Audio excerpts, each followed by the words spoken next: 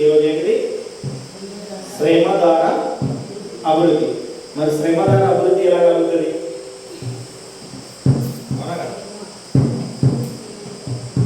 హల్లెలూయా. ఏంటంటే ఈరోజు వాక్యం శ్రమ ద్వారా అభివృద్ధి. ఆ అభివృద్ధి అన్నది ఎలా కలుగుతుంది అన్నది మనం వాక్యంలో వెళ్ళిపోదాం. చాలా మంది శ్రమ పడుతుందంటే ఏం చేస్తున్నారంటే శ్రమలు, నిందలు, అవమానాలు. ఏంటి ఈ అవమానాలు, ఏంటి ఈ నిందలు? ఇవన్నీ నాకే రావాలా? ఇంకెవరికైనా రావచ్చు కదా, నేను దేవుడిని నమ్ముకుంటున్నా కదా, నేను సంఘంలోకి వెళ్తున్నా కదా, అయినా నాకు ఎందుకు వస్తున్నాయి, ఎందుకు ఇలా జరుగుతుంది అని చాలా మంది అనుకుంటున్నాడు. కానీ దావీదుకారుడు ఏమంటున్నాడంటే కీర్తనలు 119 అందరూ కీర్తన, దావీదు రాసిన కీర్తనలు 119 67వ వచనాన్ని మనం చదువుతున్నాం.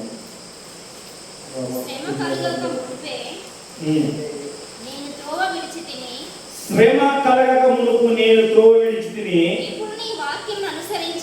ఇప్పుడు నీ వాక్యమును అనుసరించి నడుచుకొనుచున్నాను. చాలా ఏం చేద్దా?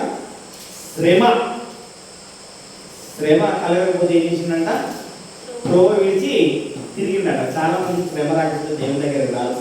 మంచుకున్నారనుకో రారు, ఆదివారం గుడికి రమ్మంటే రారు. అవునా? వస్తారా? రారు. మంచిగా ఉన్నారు కదా, మంచి ఉంటే ఎందుకు వస్తారు? శ్రమ కలుగుతూనే కొద్ది మంది వస్తారు. మరి ఆ శ్రమ ఇంకా ఎక్కువ అవుతుంది తెలుసా? చాలా మంది తెలియదు ఏంటంటే ఆ శ్రమ ఏమవుతుంది? ఇంకా పెరిగిపోతుంటది. ఎంత పెరిగిపోతుంటే దేవుడికి ఎంత దూరం అయితే నీకు అంత శ్రమ పెరిగిపోతుంటది. హల్లెలూయా. నీకు శ్రమ పెరుగుతుందంటే నువ్వు దేవునికి దూరం అవుతున్నావు. ఇంకా శ్రమ పెరుగుతుందంటే దేవుడు నిన్ను ఇంకా దీవించడానికి ఇష్టపడుతున్నాడు. హల్లెలూయా, హల్లెలూయా. ఇజ్రాయెల్ ఏంటంటే 430 సంవత్సరములు ఐగుప్తులకు అప్పచెప్పబడింది. హల్లెలూయా. బానిసలుగా ఉన్నారు. ఎందుకు ఎదిగినా అబ్రహాము, యాకోబు, ఇసాకు సంతానమై ఉండి ఆయనకు దూరంగా ఉన్నారు. ఎవరికి దూరంగా ఉన్నారు? దేవుని వాక్యానికి దూరంగా ఉండి బానిసత్వాలుగా ఉండిపోయారు. ఆ బానిసత్వాలుగా ఉన్నప్పుడు వాళ్ళకి ఏమనిపించిందంటే, అప్పుడు వాళ్ళకి అనిపించింది, ఏమనిపించింది? శ్రమ కలుగుతా మంచిదే. ఏం చేసిన ఆ శ్రమ కలిగింది కనుక ఒక్కరోజు కాదు, 2 రోజులు కాదు, మనకు ఒక్కరోజు 2 రోజులు కలగగానే ఏం చేస్తారు? బాధపడుతున్నాడు. అయ్యో ఇదే నా శ్రమ నాకు కలిగింది, ఇంత శ్రమ నాకే వచ్చిందా అని అనుకున్నాడు. కానీ ఇజ్రాయేల్ ప్రజలకు దేవుని పిల్లలే వాళ్ళు. ఎందుకంటే దేవుడు వాళ్ళను ఆశీర్వదిస్తా అని చెప్పినాడు. ఏమని చెప్పాడు? అభివృద్ధి చేస్తా, మిమ్మల్ని ఆశీర్వదిస్తా, నేను ఏర్పరచుకున్న దేశంలో మిమ్మల్ని పెడతా, పాలు తేనెలు ప్రవహించిన దేశంలో మిమ్మల్ని పెడతా అని ఎప్పుడు వాగ్దానం చేసిన అబ్రహాంకు వాగ్దానం చేసిండు, యాకోబుకు చేసిండు, ఇసాకు చేసిండు, అందరికీ వాగ్దానం చేసిండు. దేవుడు వాగ్దానం చేసిన వాడు నెరవేరుస్తాడు. కానీ వీళ్ళకి ఏం చేస్తున్నా వీళ్ళు ఏం చేస్తున్నారు? అన్ని సమృద్ధిగా ఉండే వరకు మర్చిపోయారు దేవుని. చాలా మంది అంతే, నేను అంతే చెప్తున్నా. కానీ ఆదివారం రాగానే నేను టైంకి అంటాను. నాకైతే వాళ్ళు చాలా మంచిగా అనిపించింది. మీరు వచ్చి 8 పాటలు పాడినంటే నాకు చాలా మంచిగా అనిపించింది. అంటే ఆసక్తి, ఆ ఆసక్తి ఉన్న కొద్ది ఏమవుతుందంటే మీరు కొంచెం శ్రమలో నుండి మేలు పొందుకున్నాడు. ఒకటేసారి మేలు పొందుకోరు. అందుకనే చూడండి, కర్ణాపూర్లో పాల్సనయ్య గారు చెప్తాంటారు కదా, మీరు 4 వారాలు రండి, 7 వారాలు రండి చర్చిగా చెప్తాడు. విన్నారన్నమాట. ఎందుకు తెలుసా? ఎందుకు చెప్తారు తెలుసా? ఏదో చర్చికి రావాలని కాదు, ఆయన దగ్గరికి రావడానికి చాలా మంది ఉన్నారు, అలాని కాదు. ఏంటంటే కొంచెంగా విడుదల కలగాలి. ఒకేసారి విడుదల కలగకూడదు. ఏం చేయకూడదు? ఒకేసారి నువ్వు ధనవంతుడు అయితే ఏం చేస్తావు? ఏం చేసుకోవాలని తెలియదు, ఏం చేసుకుంటావు? అన్ని పోగొట్టుకుంటావు. ఒక అయినా కాడ ఒక ఈ మన గేమ్స్ ఆడుతాం చూసిన ఫోన్ మరే కరెంట్ మధ్య అని టీవీలలో గేమ్స్ వస్తాయి, ఫోన్ తక్కువ కదా. ఒక ఆయనకి ఏం చేసిందంట, ఆయన మామూలుగా పని చేసుకుంటూ బ్రతికేటాడు, కూలి పని ఎప్పుడప్పుడే. అట్లా గేమ్లో ఒకసారి పార్టిసిపేట్ చేసి ఏం చేసిండు, 5 కోట్లు గెలిచిండు. ఎంత గెలిచిండు? 5 కోట్లు గెలిచిండు. ఒకటేసారి 5 కోట్లు వచ్చే వరకు ఆయన ఏం చేసిండు? ఆయనకి ఏం చేయాలో తెలుస్తలేదు కదా, లగ్జరీ లైఫ్ వచ్చేసింది. లగ్జరీ లైఫ్ వచ్చేసి ఒక 3 సంవత్సరాలు మంచి లగ్జరీగా బతికినాడు. ఎన్ని సంవత్సరాలు? 3 సంవత్సరాలు. ఎవ్వరు మిగతా వాళ్ళ దగ్గర పోడు, ఎటు పోతే అటు పోడు, అన్ని పెంచి బతికి ఏం చేసిండంటే ఆ డబ్బులను అయిపోగానే ఏం చేసిండు? మళ్ళీ ఎక్కడికి పోయిండు? మళ్ళీ బికార్ అయిపోయిండు. హల్లెలూయా. మళ్ళీ ఆ బికార్ అయినప్పుడు ఆయన ఒక ఇంటర్వ్యూ చేస్తే అట్లనే ఆయన ఒక మాట చెప్పింది ఏంటంటే, అన్నీ ఉండడం కంటే ఇలా ఉండడమే మంచిదని చెప్పింది. హల్లెలూయా. ఏ విధంగా ఉన్నాడంట? అన్ని అవన్నీ లగ్జరీ లైఫ్ ఉండడం కంటే ఈ విధంగానే ఉండడము మంచిగా. ఎందుకంటే ఆయన సత్యాన్ని గ్రహించడు. ఒకటేసారి కోటేశ్వరులకి ఏం చేయాలో వాడికి తెలియదు. గుర్తుపెట్టుకో, దేవుడు కూడా నేను ఒకటేసారి దీవిస్తే నువ్వు ఏం చేస్తావు అంటే ట్రాక్ తప్పిపోతావు. ఏం చేస్తావు? ట్రాక్ తప్పిపోతావు. కనుక దేవుడు ఏం చేస్తాడంటే కొద్ది కొద్దిగా దీవిస్తాడు, కొంచెం కొంచెం శ్రమలు పెట్టాడు. ఆ శ్రమలలో ఎంతవరకు నువ్వు నాతోని ఉంటావు. ఆ శ్రమ కలగగానే దావీదు ఏమంటున్నాడంటే ఒక మాట 50 వచ్చిన చదవదాము. 119:50. నీ వాక్యము నన్ను బ్రతికించి ఉన్నది. హల్లెలూయా. అప్పుడు వాక్యం గుర్తుకొచ్చింది. శ్రమ కలుగుతూనే అందరికి గుడి గుర్తుకొస్తుంది, దేవాలయం గుర్తుకొస్తుంది, పాస్టర్ గుర్తొస్తాడు. అప్పుడు ఏమవుతుంది? వాక్యం వినాలా, ప్రార్థన చేయాలా. ఈయన కూడా అదే అనిపించింది, నీ వాక్యమే నన్ను బ్రతికించినది. చదవ. నా బాధల్లో ఇదే నాకు నెమ్మది కలిగించుచున్నది. హల్లెలూయా. అప్పుడు అన్నాడు, ఏమన్నాడంటే అప్పుడు శ్రమ కలగగానే శ్రమ లేకుండా ఇష్టం వచ్చినట్టు తిరిగి ఏం చేసిన ఇజ్రాయెల్ అందరూ ఇష్టం వచ్చినట్టు తిరిగి మోషే వచ్చి ఎప్పుడైతే చెప్పిండో, మోషే ఎప్పుడైతే మీకు దేవుడు మీకు ఇచ్చిన వాగ్దాన దేశానికి మిమ్మల్ని తీసుకెళ్తానైతే ఎప్పుడైతే చెప్పిండో, ఎప్పుడైతే తెలియపరిచిండో, అప్పుడు వీళ్ళకి ఏమొచ్చిందంటే అప్పుడు దేవుని వాక్యం గుర్తొచ్చింది. హల్లెలూయా. అప్పటిదాకా గుర్తురాలా? గుర్తొచ్చిందా? అస్సలే గుర్తురాలా. అప్పుడు గుర్తొచ్చి ఏమంటాడంటే నేను నీ కట్టడం, అదే ఉంటుంది 119:70 నేను నీ కట్టడం నేర్చుకుంటున్నట్టు శ్రమ నుండి ఇండుట చెప్పలు కొట్టాడు నాకు. మరి ఎప్పుడంట శ్రమ పొందుతనే ఆయన కట్టడలను మనం తెలుసుకుంటాం. శ్రమ పొందుతనే ఆయన అంటే ఏంటో తెలుసుకుంటాం. యేసు ప్రభు అంటే ఏంటో అనేది మనం ఎప్పుడు తెలుసుకుంటాము? శ్రమ కలుగుతనే. శ్రమ కలగకుండా సమృద్ధిగా అన్ని ఉంటే, సమృద్ధిగా అన్ని ఉండి చర్చికి రాండి వస్తారా? యేసు ప్రభు దేవుడు అంటే మాకు తెలిసే దేవుడు అని మాకు తెలియదా? కానీ నాకు రావాల్సిన అవసరం లేదు. ఏంటంట దేవుడు అని తెలుసు, కానీ రావడానికి అవసరం లేదు. ఎందుకు? నాకు మంచి కారు ఉన్నది, బంగ్లా ఉన్నది, నా కింద పని వాళ్ళు ఉన్నారు, అందరూ ఉన్నారు. ఏమంటారు? అందుకే నేను లాజరు గురించి ఉన్నాను. ధనవంతుడైన దగ్గర ఒక లాజరు పేదవాడు పనిచేసేది. కానీ ఎవరు పరలోకానికి వీళ్ళు? మరి దరిద్రుడే వేయండు, ధనవంతుడు వేయండా? ధనవంతుడు తెలిసి కూడా దేవుని వాక్యాన్ని తెలిసి దేవుని వాక్యాన్ని ఎరిగి కూడా ఆయన వాక్యములో నడవలేదు. ఆయన ఎంత శ్రమ పొందిన డబ్బుతోని కొంతమంది ముడి కట్టి చూసుకుంటా అంటారు. ఏం చేస్తారంటే శ్రమ వచ్చినప్పుడు ఏం చేస్తారంటే ముందుగా డబ్బుతో ముడి పట్టుకొని వెంటనే అది చేసుకున్నాడు. ఒకటి నేను మొన్న పాస్టర్లో వెళ్ళినప్పుడు హైదరాబాద్ నుండి ఒక చాలా మంది సేవకులు అందరూ కూడుకున్నారు. అక్కడ హైదరాబాద్ నుండి ఒక సేవకుడు కూడుకున్నప్పుడు వాళ్ళ భార్య ఒకటేసారి సడన్గా బ్యాక్ పెయిన్ వచ్చింది. మన అన్నకు వచ్చినట్టు చూసినాం. ఆ విధంగా బ్యాక్ పెయిన్ వచ్చిందంట. ఏమొచ్చింది? బ్యాక్ పెయిన్ వచ్చిందని ఏమంటే ఇక్కడ చిన్నగా ఏదో గడ్డలాగా అయిందంట. వెన్నుపూస అన్న వినండి, విడుదల వెన్నుపూస ఒక చిన్న ఇట్లా గడ్డలాగా అయిందంట.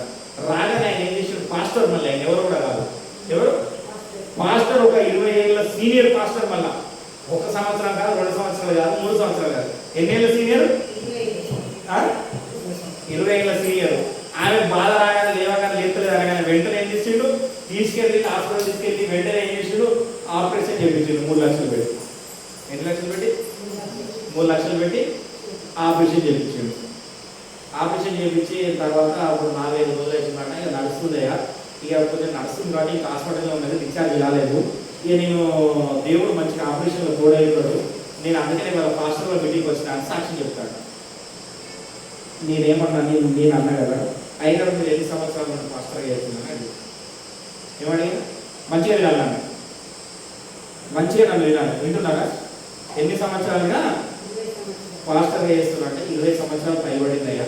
నా సంఘం ఉంది నాకు, మీ సంఘం కట్టే 15 సంవత్సరాలు అయిపోతుంది, 20 సంవత్సరాలు అయిపోతుంది నాకు సంఘం కట్టే అన్నారు.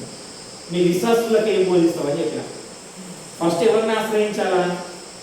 నీకు బాధ కలగలేదు అంటలేదు, నీకు బాధ కలిగింది మరి ఫిజియోథెరపీ చేయించకపోయినావు అంటే ఫిజియోథెరపీ చేస్తే ఏమవుతుంది అన్న ఉన్నారు వచ్చి చేస్తూ ఇంటికి వేస్తూ ఉన్నారు కానీ అది శాశ్వతం కాదు. కానీ అంతసేపు ఆగుతూ మా అమ్మగారు ఆగుతుంది మరి నాకు కూడా టైం లేదా సేవ చేసుకోవాలి కదా అందుకని ఆపరేషన్ చేయించిన అన్నాడు.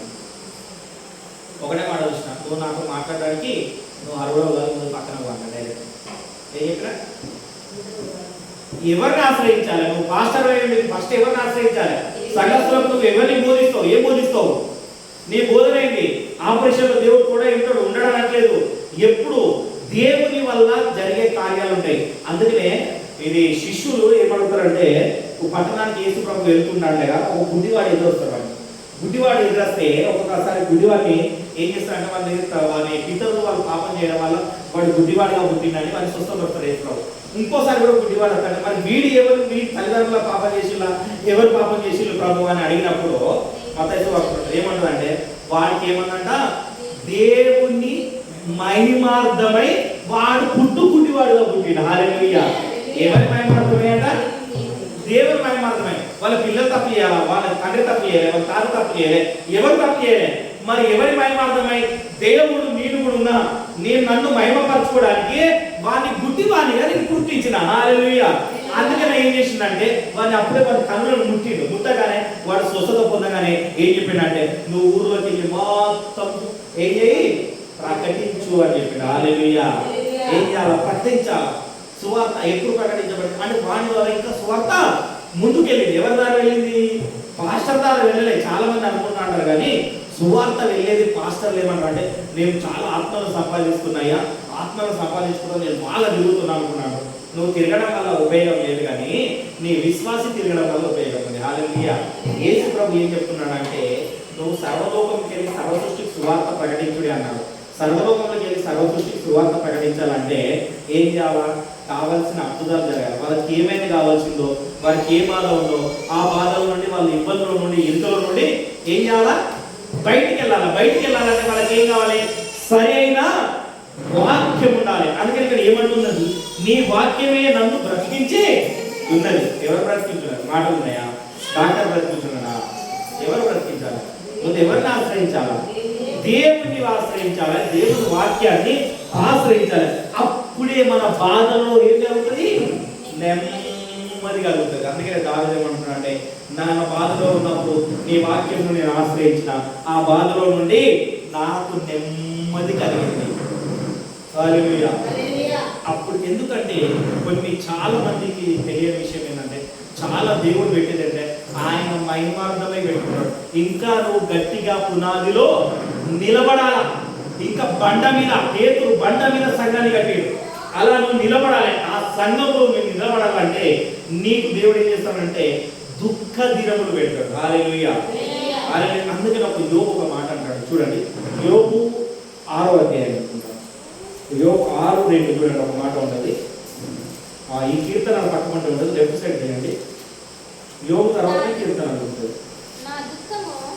6:2 చదవండి. మంచిగా మంచిగా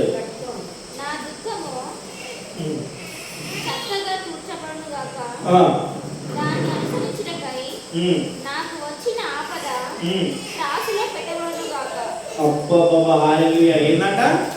యోబు ఏమంటాడు? ఆయన దుఃఖాన్ని ఆయన బాధను మంచిగా వినండి. నమ్మకం చూడాలి. అందరూ చూడాలి. నమ్మకం చూడాలి. ఏం చేసాడు? ఇది త్రాసు. త్రాసు ఇలా ఉంటుంది. చూస్తున్నా ఇలా ఉంటుంది కదా త్రాసు.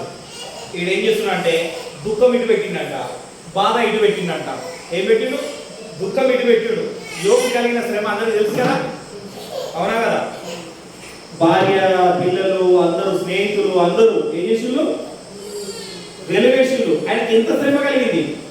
ఆ శ్రమ ఆయన శ్రమ అంటే బైబిల్లో చెప్పిందంటే ఆయన కలిగిన శ్రమ ఎవరికి కలగలేదు. అంత శ్రమ కలిగింది. ఆ శ్రమకు ఆయన ఏం చేసిండు? అంత పెద్ద శ్రమలను తూకంలో చూసిండు. ఎక్కడ చూసిండు? తూకంలో చూసిండు. తూకంలో చూస్తే ఏమైతుందంట? ఆయన దుఃఖం ఎంతో బాధపడి ఉంటాడు కదా, అంత శ్రమ కలిగినట్టు ఎంత దుఃఖం అంతమంది ఉన్నారంటే ఏంటంట ఆయన దుఃఖమే తక్కువ కనబడుతుందట. అంటే ఆయన ఎంత బాధపడ్డా బాధనే తక్కువ ఉన్నది. అంటే ఇంకా శ్రమ కలిగితే బాగుండు. దాని అర్థం ఏంటి? ఆయన మాట అర్థమవుతుందా?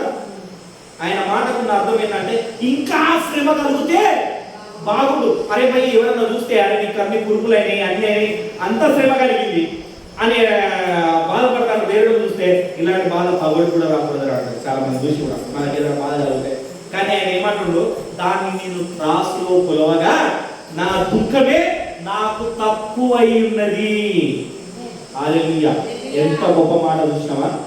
అంటే ఇంకా ఆయన తెలుసు, ఇంకా దేవుడు నన్ను ఎంత దుఃఖ పెడతాడో, ఎంత బాధ పెడతాడో, నన్ను అంత అభివృద్ధిలోకి తీసుకొస్తాడు, నన్ను అంత పైకి తీసుకొస్తాడు అన్న బాధ తెలుసు. అందరిని పోగొట్టుకున్నాడు, పిల్లలను, అందరిని, స్నేహితులను, బంధుమిత్రులను అందరిని పోగొట్టుకున్నాడు.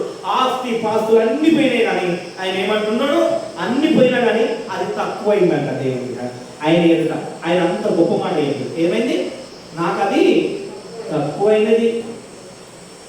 అర్థమైనా, తక్కువనే చూపిస్తున్నాను. ఇంకా నా దుఃఖమే చాలా తక్కువ శ్రమ కంటే.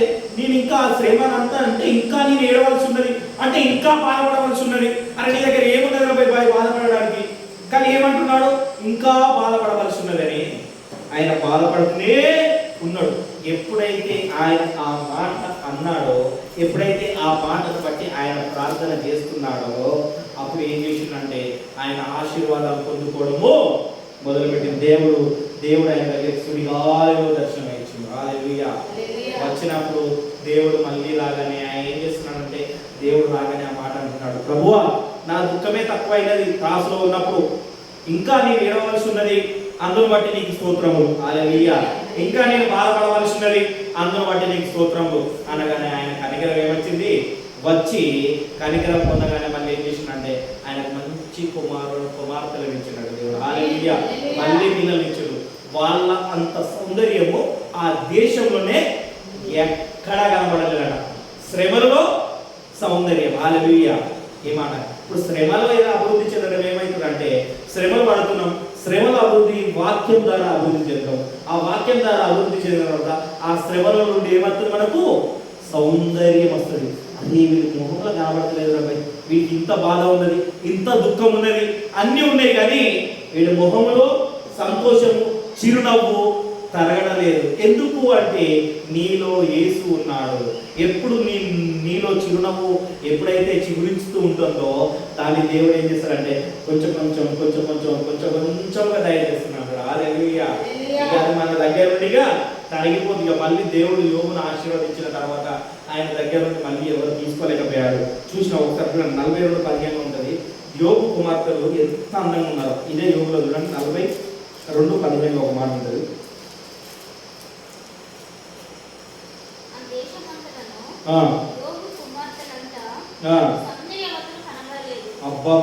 ఆ దేశమంతటా యోగు కుమార్తెలంతా సౌందర్యవంతులు కనబడలేదు. ఎందుకు కనబడలేదు అంటే ఆయన శ్రమను త్రాసులో కొలిచి ఏం చేస్తున్నాడు, ఇంకా నాకు తక్కువైంది అని దేవునికి మొరపెడుతున్నాడు.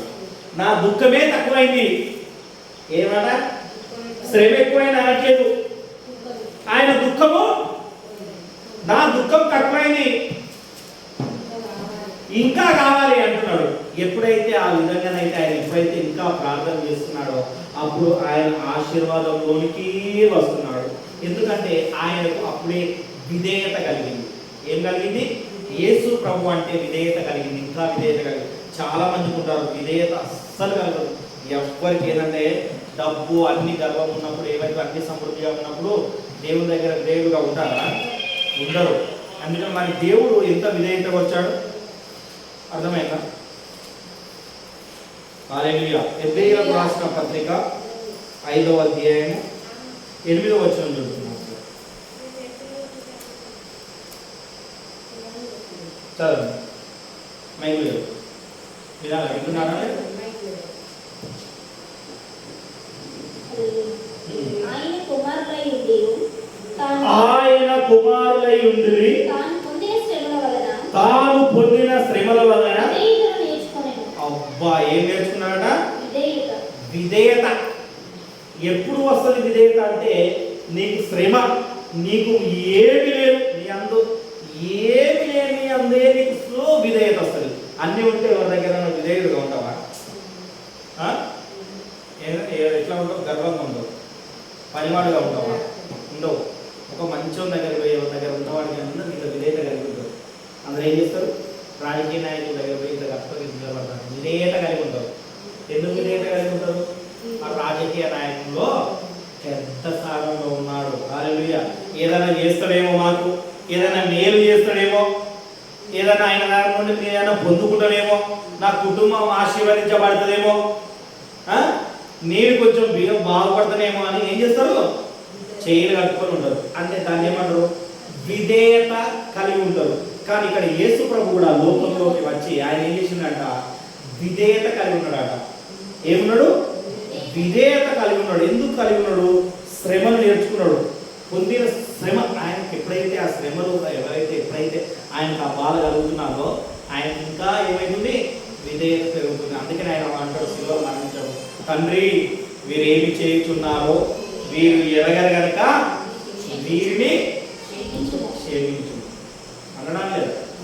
ఎంత విధేయత, ఎంత శ్రమ పొందిళ్ళు, ఎంత కొట్టిళ్ళు, ఎంత చేసిళ్ళు, ఎంత కొట్టిళ్ళు. ఎందుకంటే ఒక మాట ఉంటుంది, ఆయన ఎవరంట? యేసు ప్రభు ఎవరంటే ఫిలిప్పీలకు రాసిన పత్రిక చూడండి, ఫిలిప్పీలకు రాసిన పత్రిక 2వ అధ్యాయం 6 నుంచి చదువుతున్నావు. 6 నుండి చదువుతున్నావు. ఫిలిప్పీలో అపోస్తలుడైన పౌలు ఫిలిప్పీలకు రాసిన పత్రిక 2:6 నుండి చదవడమ్మా. ఆయన దేవుని స్వరూపము కలిగిన వాడై ఉండి, మంచిగా, ఆయన దేవుని స్వరూపము కలిగిన వాడై ఉండి, దేవునితో సమానంగా ఉండుట, దేవునితో సమానముగా ఉండుట విడిచిపెట్టకూడదని భాగ్యమని ఎంచుకొనలేదు. మంచిగా నా పని ఏమన్నానంటే, ఆయన దేవుని స్వరూపుడు, ఆయన దేవునితో ఉండ, ఆయనతో ఇక్కడ ఆయనే పక్కపట్టి కూర్చుంటా, సింహాసనంలో కూర్చుంట, అదే మంచిది. ఆ గొప్ప ఉండడమే మంచిది, ఆయన నలుగురిని పాలించేలా ఉండడమే మంచిది అని అనుకోలేదు. ఆయన ఏం అనుకోలేదు. అలా అనుకుంటే మనకు రక్షణ దొరకకపోయేది ఉంటే, హల్లెలూయా, అనుకోలేదు. కానీ అసలు మనుషుల పోలికగా పుట్టి దాసుని స్వరూపము ధరించుకొని తన్ను తానే రిక్తునిగా చేసుకొని మరియు ఆయన ఆకారమందు మనుషుడిగా ఏమైందంట?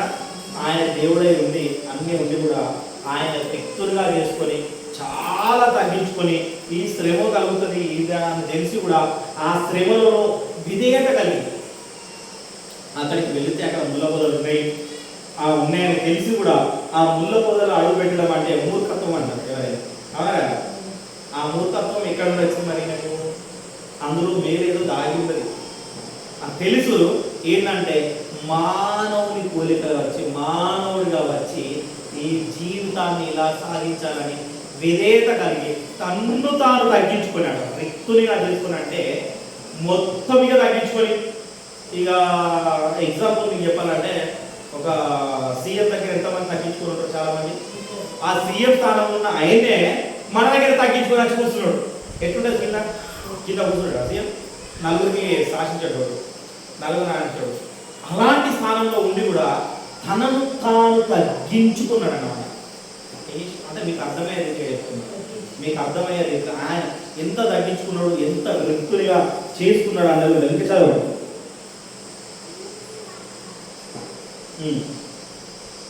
మరణం పొందినంతగా ఆయన శిలువ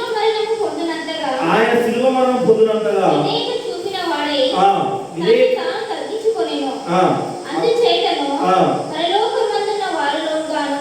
భూమి మీద ఉన్న వారిలో గాను భూమి కింద ఉన్న వారిలో గాను ప్రతి వారి మోకాలు యేసు నామమున వంగునట్లును. హల్లెలూయా. ఆయన అంత తగ్గించుకున్నాడు కనుకనే ఆయన ఇప్పుడు హెచ్చింపబడిండు. ఆయన అంత శ్రమ పొందినాడు కనుకనే ఆయన కింద మనందరం ఇప్పుడు ఏం చేస్తాము? మోకాలు వేసి ప్రార్థన చేస్తాం. ఏమేసి ప్రార్థన చేస్తాం? మోకాలు వేసి ప్రార్థన చేస్తామా? పడుకొని చేస్తామా? కూర్చొని చేస్తాం కదా. పడుకొని చేస్తాం, కూర్చొని చేస్తాం. మోకాలు వచ్చాడు ఆయన ముందట. ఆయన అంత తగ్గించుకొని అంత వ్యక్తులుగా ఎప్పుడైతే ఆయన వచ్చిండో, తగ్గించుకొని అప్పుడు వచ్చిండో, దేవుని స్వరూపమైంది. ఎప్పుడైతే ఆయన ఎన్ని బాధలు పడి ఎన్ని ఇరుకులు ఇబ్బందులు పడి కూడా ఆయన ఎదురుకు వచ్చి ఆయన వచ్చిన తాను నెరవేర్చుకొని తగ్గించుకున్నాడో, అప్పుడు అప్పుడు ఏమైందంటే ఆ యేసుక్రీస్తు ద్వారానే మనందరికీ రక్షణ కలిగింది. ఆయన ద్వారానే మనకు స్వస్థత కలుగుతుంది. ఆయన ద్వారానే మనకు శ్రమలో నుండి ఆనందం కలుగుతుంది. హల్లెలూయా. శ్రమలో మన ఆనందం ఎప్పుడు కలుగుతుంది? ఆయన వాక్యాన్ని విన్నప్పుడు, ఆయన వాక్యాన్ని మనం నెమరు వేసుకున్నప్పుడు. అందుకే చెప్పాను, అందుకే చూపించాను కదా కీర్తనలో ఏమని చెప్పినా, నీ వాక్యం నలభై కీర్తన 119, నీ కట్టడం 119:71. నేను నీ కట్టడలను నేర్చుకున్నట్లు శ్రమ నుండి ఇంతకు నాకు మేలాయెను. 50 ఒకసారి 50 కూడా చదవండి. నీ వాక్యము నన్ను బ్రతికించి ఉన్నది. నీ వాక్యము నన్ను బ్రతికించి ఉన్నది. నా బాధలలో ఇదే నాకు నెమ్మది కలుగుతున్నది. అందుకనే ఆయన కూడా ఏం చేసిందంటే, చాలా మంది తెలియదు కానీ మనకంటే వాక్యం సాతానుకు ఎక్కువ తెలుసు. ఎవరికి తెలుసు? సాతానుకు బాగా తెలుసు. అందుకనే యేసు ప్రభు ఉపవాసం ఉన్నప్పుడు ఆయన ఏం చేసింది అంటే శోధించింది. ఎట్లా శోధించింది? వాక్యంతోనే శోధించింది. వింటున్నారా? నువ్వు దేవుని కుమారుడే కదా, ఈ రాళ్ళను రొట్టెలుగా వేసుకొని తిను. కానీ మనం వాక్యం వినమంటే ఎవరు వింటాం? వాక్యం వినమా? అస్సలు వినం. వాక్యం వినప్పుడు ఏంటంటే వాక్యంలో నుండి భయం కలగాల. వాక్యంలో నుండి మనకేం రావాలి? విధేయత రావాలా. వాక్యము మనలో ఉన్నప్పుడు మనకు మనమే రిక్తులుగా అవుతాం. మనకు మనం అప్పుడు తగ్గించుకుంటాం. హల్లెలూయా. తగ్గించుకొని ఉంటాం కనుక నువ్వు ఎంతైతే తగ్గించుకుంటావో అంత హెచ్చుకోబడతావు. దేవుని స్వరూపం అన్న ఆయన పోలికలో ఉండి కూడా ఆయన తగ్గించుకొని ఎప్పుడైతే భూమి యొద్దకు వచ్చి, భూమి మీదకి వచ్చి ఆయన శిల్వ మరణం పొందినంతగా బాధ ఎప్పుడైతే పడిందో అప్పుడు ఆయన పొందడం వల్ల ఆయన నామమున మనం ఇప్పుడు ఏం చేస్తున్నాము? మోకరించి ప్రార్థిస్తున్నాం. హల్లెలూయా, హల్లెలూయా. అప్పుడే ఆ శ్రమ ద్వారానే ఆనందం కలుగుతుంది. హల్లెలూయా. ఏం కలుగుతుంది? శ్రమ ద్వారానే ఆనందం కలుగుతుంది. అందుకనే పౌలు ఒక మాట అంటాడు ఏంటంటే, కొరింథీయులకు రాసిన 2వ పత్రిక, సత్యం కొరింథీయులకు రాసిన 2వ పత్రిక 7:5 నుండి చదవండి. 7:5 నుండి చదవండి. మేము మాసిదోనియాకు వచ్చినప్పుడు మా శరీరము ఏమాత్రమునో విశ్రాంతి పొందలేదు. ఎటుపోయినను మాకు శ్రమే కలిగెను. ఒక్క నిమిషం ఉండండి. ఏం చేసినట్టు ఒక ఊరికి వెళ్ళాడు. ఆ ఊరికి వెళ్ళినప్పుడు, మాసిదోనియా అనే ఒక ఊరికి వెళ్ళినప్పుడు ఆయన విశ్రాంతి లేదంట. ఏం లేదు, విశ్రాంతి లేకుండా ఎవరైనా పని చేయగలుగుతారా? అయితే ఆ విశ్రాంతి లేకుండా ఉన్నప్పుడు ఆయనకి ఎవరు కలిసిందంటే ఒక తీతు అనేటవి కలిసింది. మేము మాసిదోనియాకు వచ్చినప్పుడు మా శరీరము ఏమాత్రమునో విశ్రాంతి పొందలేదు. ఎటుపోయినను మాకు శ్రమే కలిగెను. వెలుపట పోరాటము లోపట భయము ఉండెను. ఆయనను దినములను ఆదరించుచు దేవుడు తీతు రాక వలన మమ్మును ఆదరించెను. హల్లెలూయా. దినములు అక్కడ బాగలేవు, ఆడ అన్ని బాగలేవు, ఏమున్నా కానీ ఆ దినములు చెడ్డాయని తెలుసు. అంటే నీకు బాధ ఉన్నదని తెలుసు, ఇరుకులు ఉన్నాయని తెలుసు, ఇబ్బందులు ఉన్నాయని తెలుసు. ఇప్పుడు మన ఇరుకులో ఇబ్బందులు ఉన్నప్పుడు మనం ఎవరిని వేడుకుంటాము? యేసును వేడుకుంటాం. కానీ అక్కడ వాళ్ళు ఉన్న ఇరుకుల పట్ల ఆకలితో ఉండడమో, బాధతో ఉండడమో, ఆయన ఏమున్నాడో పడుకోవడానికి విశ్రాంతి లేదు కనుక ఆయన గురించి ఏం చేసిండు? ఒకరిని ఏర్పరిచిండు. హల్లెలూయా. తీతు రాగానే ఆయనకి ఏం జరిగిందంట? ఆనందం కలిగిందంట. హల్లెలూయా. మనకు కూడా బాధలో నెమ్మది రాగానే మనకేమవుతుంది? ఆనందం కలుగుతుంది. అవునా కాదా? ఆనందం కలుగుతుందా కలగదా? అదే ఇంకోటి చూడండి, దీంట్లో 2:4 చూడండి. 2 కొరింథీయుల పత్రిక 2:4 వచనం చదవండి. ఎందుకు అంటే నేను ఈ విషయాన్ని ఏం చెప్తున్నానంటే, దుఃఖము కలుగుతాం అన్నది, అరే దుఃఖల శ్రమలలో ఇంత చెప్తున్నాడు అయ్యగారు, శ్రమ కలుగుతాం వేదని చెప్తున్నాడు. మరి ఏంది అసలు ఏంది అంటే పౌలు గారు చెప్తున్నాడు, ఒక మాట చెప్తున్నాడు. చదవండి. మీకు దుఃఖము కలగవలనని కాదు కానీ మీ ఎడల నాకు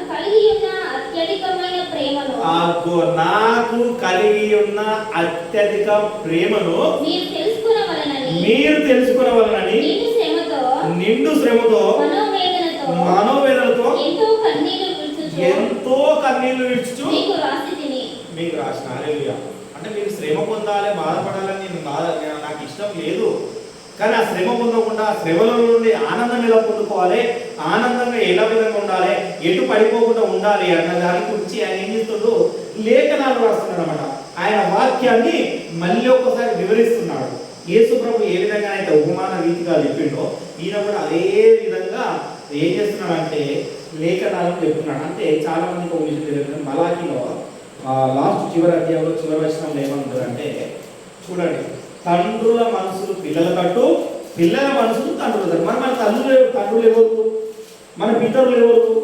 అబ్రహాము దేవుడా, ఇసాకు దేవుడా, యాకోబు దేవుడా, మాకు చాలిన దేవుడా, యేసయ్యా యేసయ్యా అని చెప్తామని అవునా కదా?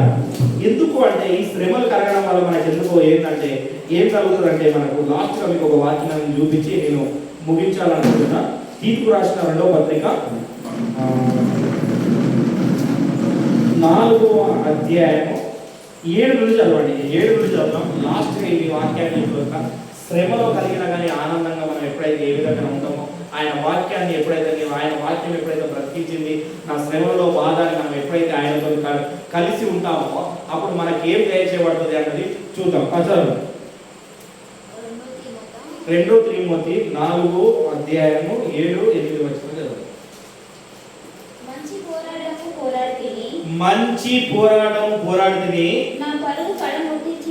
నా పరుగు కడముట్టించి తిని, విశ్వాసమును కాపాడుకుంటుని. ఇక మీదట నా కొరకు నీతి కిరీటం ఉంచబడి ఉన్నది. ఆ దినమందు నీతి గల న్యాయాధిపతి అయిన దేవుడు నాకు మాత్రమే కాకుండా తన ప్రత్యక్షతను ఆపేక్షించు వారందరికీ అనుగ్రహించు. చెప్పకూడదు. హల్లెలూయా. మనం ఎంత శ్రమ పొందినప్పుడు ఏం చేస్తారంట మరి? శ్రమ పొంది అనుభవాలు పొంది మరి ఆయనతో ఉన్న ఆనందంగా ఉన్నప్పుడు ఏమొస్తుంది మనకు? నీతి కిరీటం అట. ఎప్పుడంటే ఇక్కడ ఏమంటాడు అంటే ఆ దినమందు నీతి గల న్యాయాధిపతి. దేవుని ఏ విధంగా పోగొడుతున్నాడు? నీతి గల న్యాయాధిపతి. ఆయన కూర్చున్నప్పుడు ఆయన ముందు ఆయన ఏ న్యాయాధిపతి? నీతి గల న్యాయాధిపతి. కాబట్టి అదే నీతి ఆ న్యాయాధిపతి ఏం చేస్తాడు? ఆయన నీతినే మనకిస్తాడు. హల్లెలూయా. ఎప్పుడు ఇస్తాడు? యేసు ప్రభు ఎంత తనను తాను తగ్గించుకొని ఎన్ని బాధలు వచ్చినా ఏం చేసిండో మొర పెడుతూనే ఉన్నాడు. ఆ మొర ఎందుకు పెట్టిందంటే మనం ఆ విధంగా మాదిరిగా యేసు ప్రభువు మొర పెట్టాలి అంటే ఎలా ఉండాలని నేర్పించడం. కొంతమంది ఉన్నాడు డ్యాన్స్ క్లాస్ ఉంటుంది. మాస్టర్ ఏం చేస్తాడు? ఎలా డ్యాన్స్ చేయాలని మాస్టర్ ఏం చేస్తాడు? నేర్పిస్తాడు. నేర్పిస్తేనే కదా చిన్నపిల్లలు నేర్చుకునేది. లేదా వాళ్ళు నేర్చుకుంటారా? ఆయన కూడా మాస్టర్ కాకముందు ఇంకో దగ్గర ఎవరి దగ్గర నేర్చుకుని ఉంటాడు. అవునా కదా?